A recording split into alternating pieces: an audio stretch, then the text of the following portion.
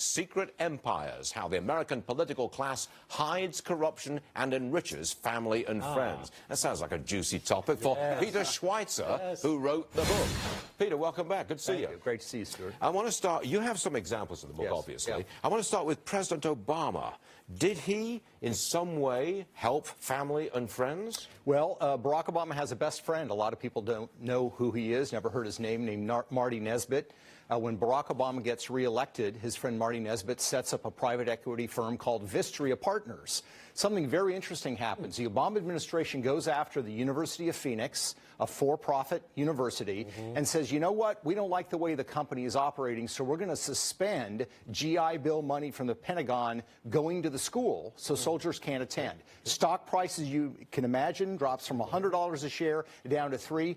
Guess who steps in and buys University of Phoenix? Mr. Nesbitt. That would be Mr. Nesbitt. And it's a great business model if your best friend is regulator-in-chief. Once he buys it, the Obama administration says, you know, maybe we ought to let GI money go back to that school, and they do that. This is a pattern repeated over and over again involving a close net of friends around President Obama. Now, someone would say, might say, it's just coincidence. Yeah, that's oftentimes what they say. I think the problem is when you look that this happened in the coal industry, Barack Obama drove down coal valuations, friends bought companies for pennies on the share. It happened at payday lenders. It happened in all these entities that were deemed, you know, politically sensitive and bad industries. His friends went in and bought the companies for pennies on the dollar, only to see those valuations rise. You're such a conspiracy theorist. It's obviously coincidence. You just don't get it. Okay, the sons of Joe Biden and John Kerry. You use them as examples of how they benefited from their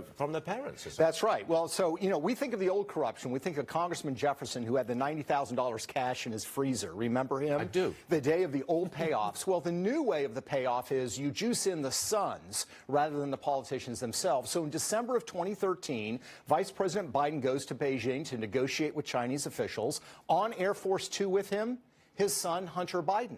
Joe Biden is criticized on that trip for going soft to the Chinese on the South China Sea on trade issues. Lo and behold, 10 days later, Hunter Biden's firm scores a $1 billion, with a B, private equity deal with the government of China. Now, keep in mind, Hunter Biden has no background in private equity. He was a lobbyist before his father became vice president. And that's the first of 3 deals that occurred that involved Hunter Biden, a close aide to John Kerry named Devin Archer, and in one of those deals also involving the son of Secretary of State John Kerry. Major deals with the Chinese government while the fathers are negotiating with that same government. Are you saying that this is business as usual in politics today? It was exactly the same 50 years ago, 100 years ago? Are you saying that? I think it's getting worse. I think it's getting worse. And this is part of, you know, globalization. Look, I think trade is good. I think globalism is good. But corruption is being globalized. And the Chinese have clearly identified that the way you get favor from American policymakers is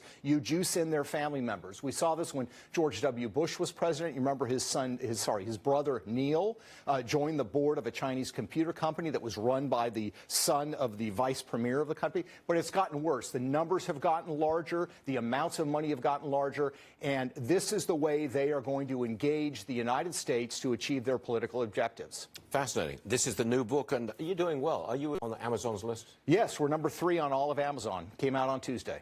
Ah, not bad. Yeah. Not bad at all. We feel pretty good. You're doing well, aren't you?